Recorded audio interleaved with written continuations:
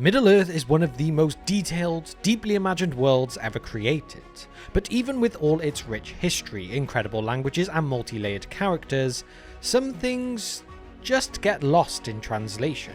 Sometimes it's the films, sometimes it's the fandom, sometimes it's just assumptions passed on over time, but the result? A handful of ideas that spread like wildfire, becoming facts that were never actually true. So today, we're setting the record straight. These are the most common misconceptions in Tolkien's legendarium, the myths, the misunderstandings, and the moments we've all probably gotten wrong at some point. How many of these have you believed? Let's look at this today. Build me an army worthy of Mordor.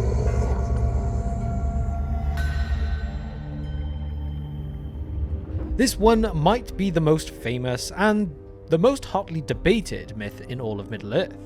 Ask most fans what a Balrog looks like, and they'll describe a creature of fire and shadow, towering over its enemies with huge black wings and furling in the dark. But here's the thing, the books never clearly say that.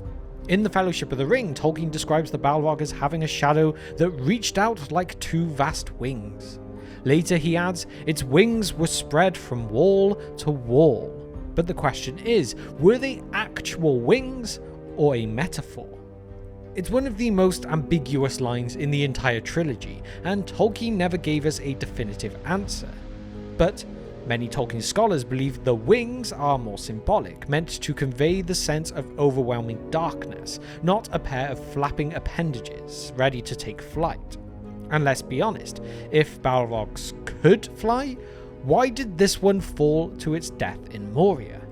Yes, there's always going to be arguments for both sides, but in the end, it's a matter of interpretation.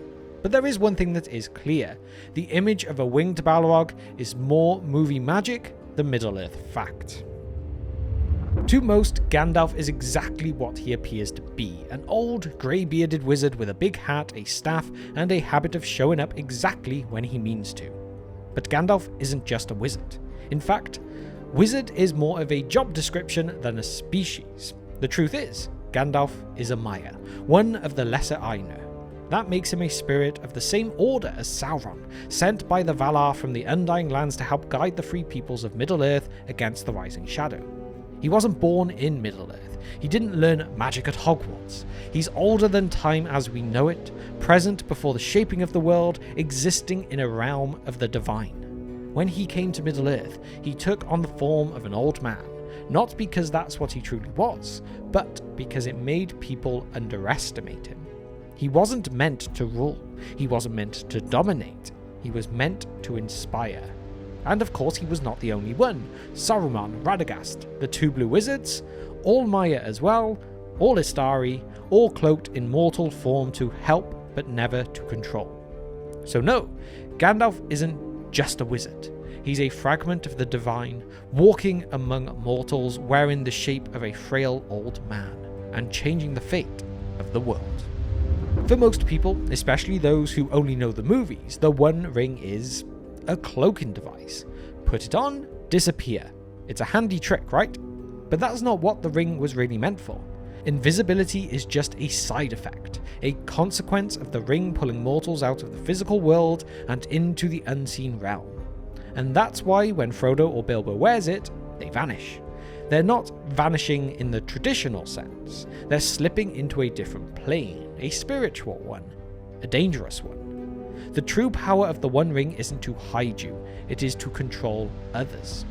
The ring was forged by Sauron with one purpose, to dominate the other rings of power, to control the Elves, the Dwarves, the kings of men, those who bore the Nine.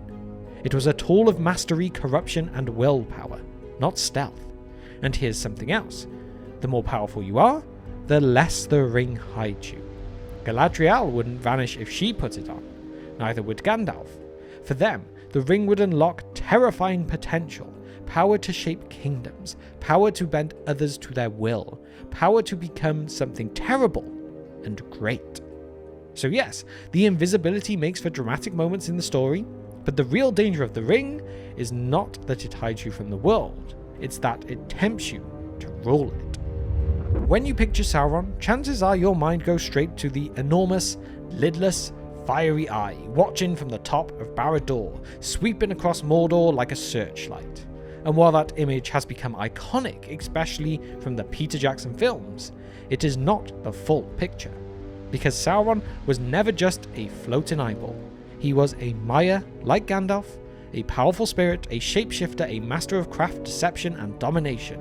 And for most of Middle-earth's history, Sauron had a body. In fact, he once had a fair form, seductive, wise, even beautiful. That's how he deceived the Elves of Eregion. That's how he helped forge the Rings of Power. He walked amongst them as Anatar, the Lord of Gifts. Even after the fall of Numenor, when his fair form was destroyed, Sauron returned in a dark and terrible shape, a towering figure clad in black, armoured like a fortress, with eyes that burned like coals.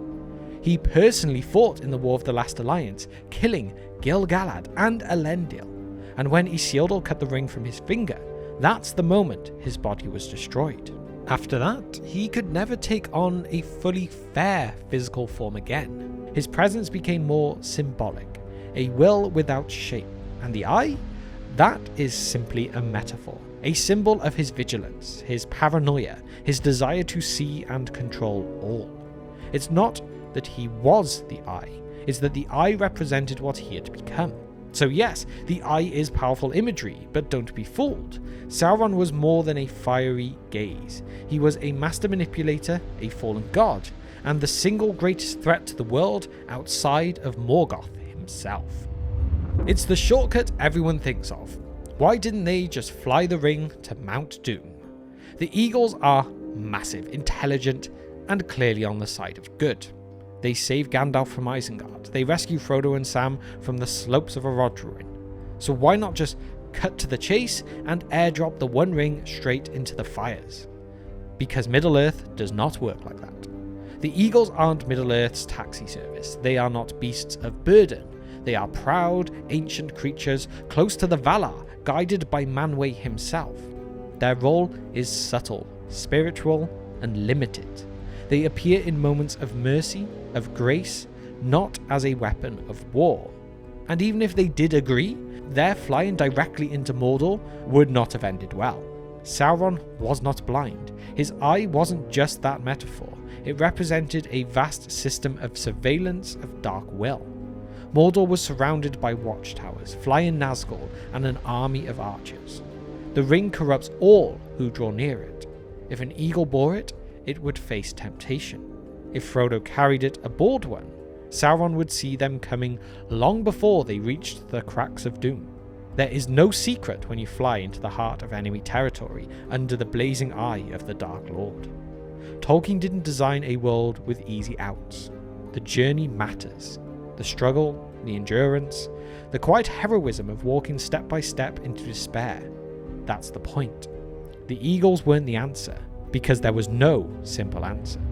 The idea of a mysterious ranger rising from the wild to claim a forgotten throne sounds like a classic fantasy arc, and it's tempting to frame Aragorn that way, a wanderer turned war hero, a reluctant leader who steps up when it counts. But the truth is, Aragorn was never just a ranger. From the moment he was born, he carried the blood of kings. He was a direct descendant of Elendil and Isildur, the line of Numenor's greatest legacy. And though he lived under the name Strider in secrecy and shadow, Aragorn wasn't hiding from destiny. He was preparing for it. He was raised in Rivendell under the watchful eye of Elrond. He studied law, languages, healing, and war. He bore the shards of Narsil. He knew the prophecy. He knew his bloodline. He knew what it meant. His time as a ranger wasn't some accidental detour. It was training. He fought for Rohan. He fought for Gondor under different names. He tracked servants of the enemy, guarded the Shire from afar, and learned what it meant to live among the people he would one day rule. By the time we meet him in Bree, he's not discovering who he is. He already knows. What we're witnessing is the moment he chooses to step forward, to claim what he's earned, and to take on the burden of kingship, not with pride, but with humility. Aragorn isn't a common man rising to greatness. he's a born king choosing the long, hard road to deserve it. Stubborn, greedy, grumpy, and trusting. That's the reputation dwarves have carried for far too long. A reputation shaped by a few proud kings, some old grudges, and more than a little elvish bias. But the truth? The dwarves are more than gold-hoarding cave dwellers. They are craftsmen beyond compare, builders of kingdoms in stone, warriors who fought and bled in battles that history barely remembers. And yes, they value wealth and treasure, but not for the reasons most think. To the dwarves, gold is not just currency, it is legacy. It's a testament to their skill, their effort, and their history. What others call greed is for them a form of honor. They craft things to last, they build things to endure. And as for being unfriendly, dwarves are slow to trust, yes, but their loyalty is unmatched once it's earned. I mean, just look at Gimli. He starts the journey distrusting Legolas, skeptical of elves, and quick to temper. But by the end of the tale, he calls Galadriel the fairest lady he's ever known. He fights shoulder to shoulder with elves and men, and he chooses to sail west, not alone, but with Legolas, his now closest friend. That's not coldness, that is devotion. So yes, dwarves are proud. Yes, they have their faults, but greedy and unfriendly? No, they are a people forged in fire, loyal to the end, and far more noble than the stories give them credit for. It's the climax of the entire journey. After miles of suffering, after wounds that will never heal, Frodo stands on the edge of the cracks of doom and says the words no one expected. I will not do this deed. The ring is mine. To some, that is failure. After all that time, all that effort, he gave in. He claimed the ring, he broke at the final moment. But that's not failure. That is exactly the point. Because no one, not Frodo, not Boromir, not even Gandalf, can resist the ring forever. It is the embodiment of domination, of temptation, of corruption that works slowly, relentlessly, quietly. It doesn't strike you down with fire. It waits, it whispers. And by the time you realize it's taken hold, it already has. Frodo bore the ring longer than anyone except Gollum and Sauron himself.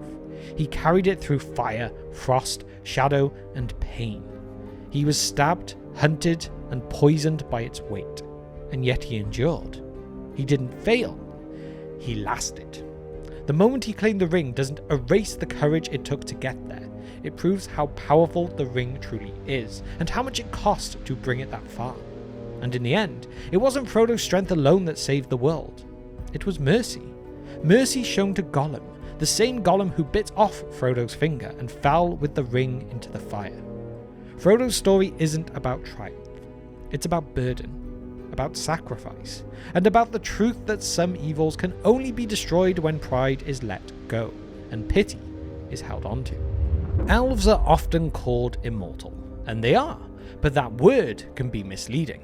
Most people hear immortal and imagine a being that cannot die, doesn't change, and stays forever young. But Tolkien's version of immortality is more complex and more tragic. Elves can die. They can be killed in battle, they can perish from grief, from despair, from being utterly broken in heart and will. And they don't just shrug off wounds like action heroes. Glorfindel died, Feanor died, Finrod died, thousands of elves died in the wars of the First Age alone, and yes, they can show signs of age, not in the way men do, with frailty and decay, but in weariness, in the weight of years, even in appearance. Círdan the Shipwright, one of the oldest elves still in Middle-earth by the end of the Third Age, is described as having a beard, a rare trait for elves that suggests incredible age. He isn't less elven, but he is ancient. When elves die, their spirits go to the halls of Mandos in Valinor, and unlike men who move beyond the world entirely, elves are bound to Arda forever. They may be re-embodied, but they cannot leave the world's fate behind. They are tied to it until the very end. So yes, elves are immortal, but that immortality isn't freedom from death. It's simply freedom from time as we know it. And sometimes that is not a gift. It is a curse, a slow fading, a memory that never dulls, a sorrow that never truly leaves. The elves don't fear death the way men do, but they understand it in a way we never could.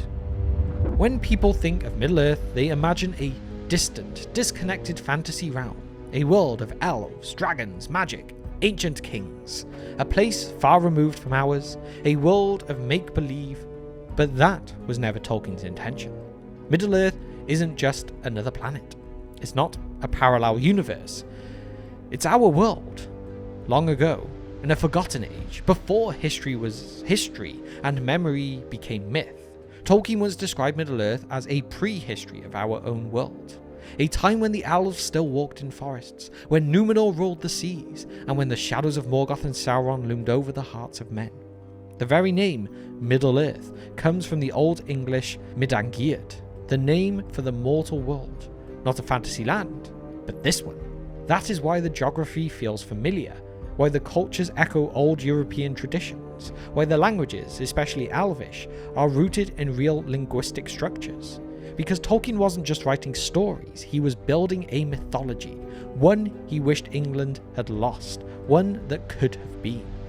So when we talk about Gondor, or the Shire, or the Grey Havens, we're not talking about somewhere else, we're talking about what might have been, what might still echo in the stone, the sea, and the stories passed down from a long time ago. Middle-earth is Earth, seen through a mythic lens, veiled by time, but never truly lost. And so there we have it, 10 of the most common misconceptions in Tolkien's legendarium, unravelled, re-examined, and hopefully a little better understood. Because the magic of Middle-earth isn't just in its epic battles or ancient kings, it's in the details, the quiet truths, and the subtleties that reward those who dig deeper. These myths, wings on Balrogs, flying eagles to Mordor, or calling Gandalf just a wizard. They don't ruin the story by any stretch, but when we clear them away, what's left is even richer, more powerful, more human. Tolkien built a world where myth and history blur, where language matters, and where the smallest of characters can change the course of the future. And to truly appreciate it, we sometimes need to unlearn what we thought we knew. And now it is your turn. How many of these misconceptions have you believed? And go on, be honest with me, because at one time or another, I've pretty much believed them all. And as well as this, what others have I missed off this video completely? Let me know in the comments below. And along with this, if you would like to support the channel in other ways, please consider our Patreon. You can't always rely on YouTube itself, so this extra support will really help the channel stay strong and keep us getting that content out for you. But with that, thank you for spending just some of your time with me today, and I will see you next time on The Broken Sword.